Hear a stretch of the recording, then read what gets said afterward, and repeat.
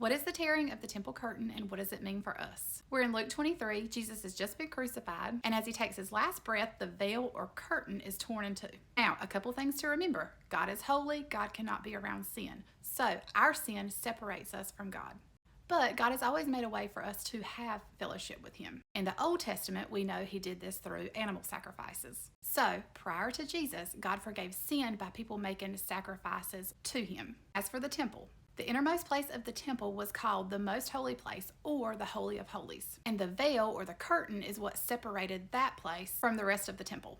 The only one person who could ever cross that curtain to go into the most holy place was the high priest. And he could only do that once a year to make sacrifices for the forgiveness of sin on behalf of the people of Israel. This offering restored the people's fellowship with God.